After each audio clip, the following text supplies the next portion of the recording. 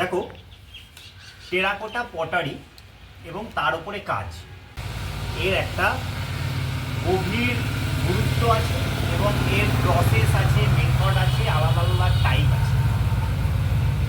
সেই বিষয়টাকে একটা সিনপসিস করে মোটামুটি আমরা এই পট মেকিং অ্যান্ড পট পেইন্টিং বা ওভারঅল পটারিকে 6টা পার্টে ভাগ করে আলোচনা করি।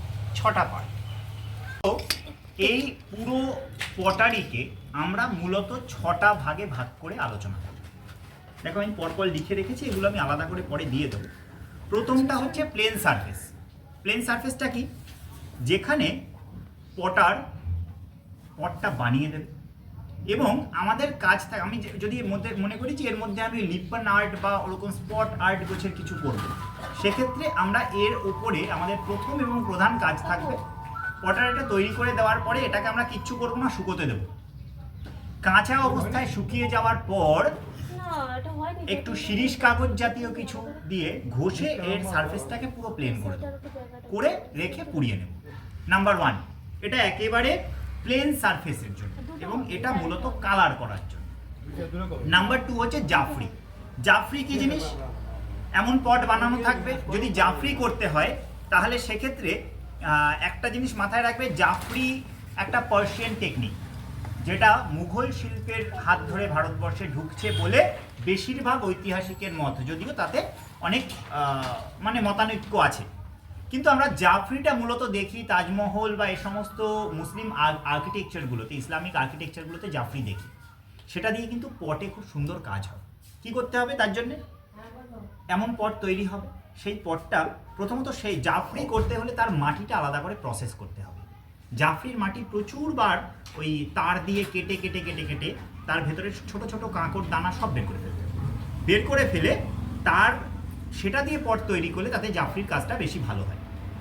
তো এভাবে তুলে দেওয়ার পরে এটাকে রোদে বা এতে একটু সামান্য শুকিয়ে যাবে।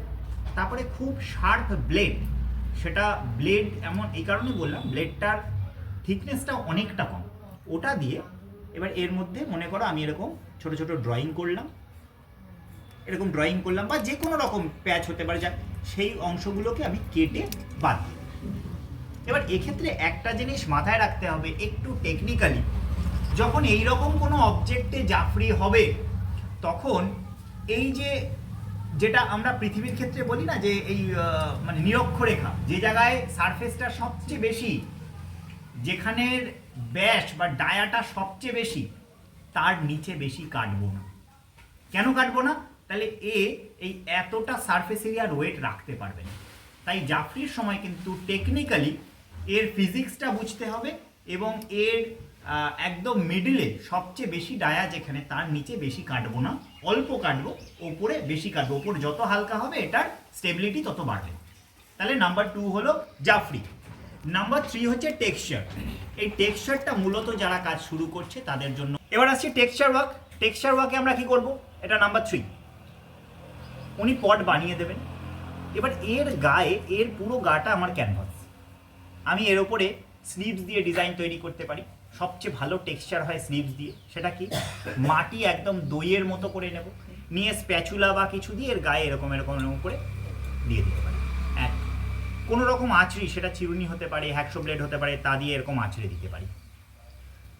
এরকম হবে, বা হয়তো একটা পাতা বসিয়ে সেই পাতাটাকে খুব ভালো করে চেপে দিলাম, পাতার টেক্সচার চলে এলো। এইভাবে আমরা এর গায়ে টেক্সচার তৈরি করতে পারি। সেক্ষেত্রে আমাদের কাজটা অনেক ইজি হবে। আমাদের জাফরির জন্য যে টেকনিক্যালি কাটা বা এর ব্যাপার থাকে সেটা না করলেও চলে। আর কি টেক্সচারে একটা মজার ব্যাপার হচ্ছে, টেক্সচারটাকে পরে আমি কালারে কনভার্ট করতে পারবো। টেক্সচার থাকলে সেখানে কালার কনভার্ট করতে আমাদের খুব সুবিধা হবে। নাম্বার 4 আসছে কাট অ্যান্ড পেস্ট। এটা খুব ইম্পর্টেন্ট একটা জিনিস, কিন্তু মজার ব্যাপার হচ্ছে এটা একটু করতে গেলে হাতটাকে সরগর হতে হবে। মাটি ধরে তুমি বুঝতে পারবে যে কোন অবস্থায় গেলে পরে, খুব শুকনোও নয় খুব কাঁচাও নয়, যেখানে আমি একটা পোর্শনকে কেটে আর একটা পোর্শনে জুড়তে পারবো। এবং মাথায় রাখবে, আমি যদি পটারিকে একটা এস্থেটিক ভ্যালু দিতে চাই, পটারিটাকে যদি পটের স্কাল্পচারে পরিণত করতে চাই, তাহলে আমরা কাট অ্যান্ড পেস্ট এবং ফোল্ড এই দুটো টেকনিক ব্যবহার করি। কাট অ্যান্ড পেস্টে কি? মনে করো এই দুটো আছে, আমি এর এখান থেকে এতটুকু ধরো কেটে নিলাম, দিয়ে এটাকে আমি এর সঙ্গে জুড়ে দিলাম। যখন জুড়বো, যে জায়গাটায় জুড়বো সেই জায়গায় একটু আঁচড়ে নিয়ে স্লিপস দিয়ে এটাকে জুড়ে দিলাম। তো ইউজুয়ালি আমরা যেটা দেখি একটা পটের একটাই মুখ, আমরা এখানে একটা পটের দুটো মুখ করে দিলাম। হয়তো একটা বড় মুখের সঙ্গে একটা ছোট মুখকে জুড়ে দিয়ে ওটা পেডেস্টাইলে বসিয়ে নাম দিলাম মাদার অ্যান্ড চাইল্ড। আমি বোঝাতে পারছি কি বলতে চাইছি? একটা পট হয়তো জগ, তার অনেক আরও মুখ বের করলাম, বের করে আমি ওটাকে স্কাল্পচার হিসেবে ব্যবহার করলাম, নাম দিলাম সম্ভাবনা। মানে যেখানে একটা মুখ থেকে জল বেরোতো সেখানে আরও অনেকগুলো মুখ আমি খুলে দিলাম। দেখো একটা এস্থেটিক ভ্যালু ইউজ হয়ে গেল। তখন কিন্তু এটা শুধু পটারি রইল না, এটা স্কাল্পচারে কনভার্ট হয়ে গেল। এটা গেল কাট পেস্ট। একদম লাস্ট এই 5 নাম্বার হচ্ছে ফোল্ড অ্যান্ড বেন্ড। এটাও কিন্তু ভীষণ রকম একটা এস্থেটিক ভ্যালুযুক্ত স্কাল্পচারে পরিণত হয়। এটা আমি গতবার কাজ করেও দেখিয়েছিলাম, আমার কাছে আছে বেশ কয়েকটা কাজ। আমরা এক্ষেত্রে করি কি, একটা পটকে এর একটা তো ন্যাচারাল লুক আছে যেটা আমরা দেখে অভ্যস্ত, আমরা ওই লুকটা ভেঙে দিই। কীভাবে? এটাকে বেঁকিয়ে দিতে পারি, এটাকে বেঁকিয়ে এর একটা অন্যরকম শেপ দিতে পারি, যেটা ইউজুয়াল শেপের থেকে একটু আলাদা। এরও কিন্তু একটা এস্থেটিক ভ্যালু আছে এবং সেটা তখন পটের থেকে পটের স্কাল্পচার করে দিতে পারি। এরপরে আসছি আমরা একদম লাস্ট, সেটা হচ্ছে মিক্সড মিডিয়া। মিক্সড মিডিয়া কি? পট মাটির জিনিস, তার সঙ্গে আমি অন্য কোনো মিডিয়া ইউজ করছি। সেটা কি ইউজ করতে পারি? মূলত আমরা যেটা করি কপার বা জিআই তার ইউজ করি। একটা পট এরকম রাখলাম, হয়তো এই পটটার এ মাথা ও মাথা সে মাথা থেকে প্রচুর সাইকেলের স্পোক ঢুকিয়ে দিলাম, একটা অন্যরকম লুক পেল, দিয়ে ওটাকে পুড়িয়ে দিলাম। এভাবে করা যায়।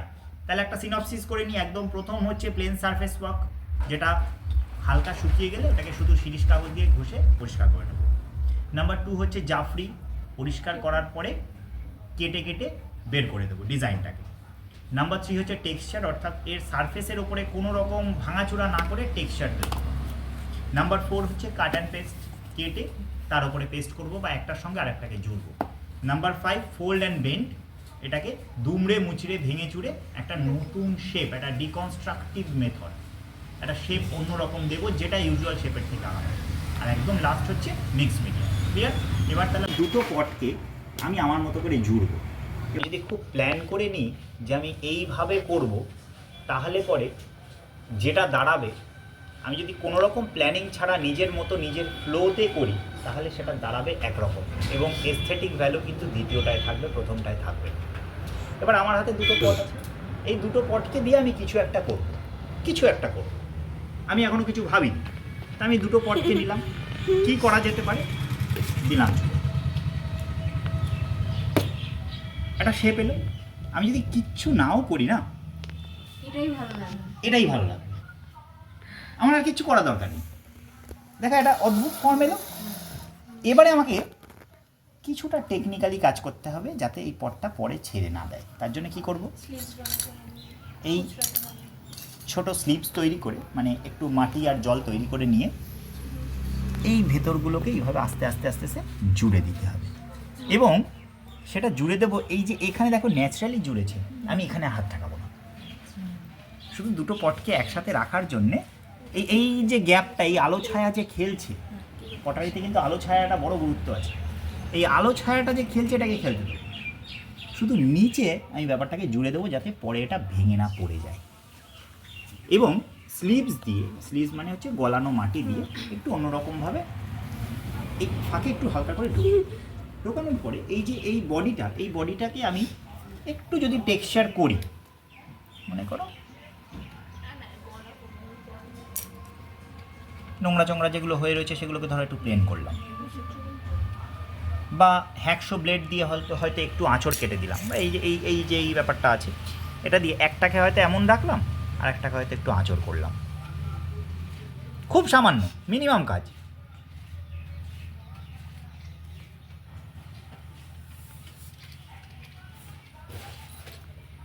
মনে করে একটু এরকম আঁচড় করে দিলাম। যদি কেউ মনে করে যে না আমার এগুলো করবো না, আমি দুটোকে পুরো একদম তেলে প্লেন করে দেবো, তাহলে ওই স্পঞ্জ আছে, সেই স্পঞ্জ দিয়ে হালকা করে ঘষে একটু টেনে যাওয়ার পরে ঘষে দিয়ে একটা করে দিতে পারি। এইটা পটারি।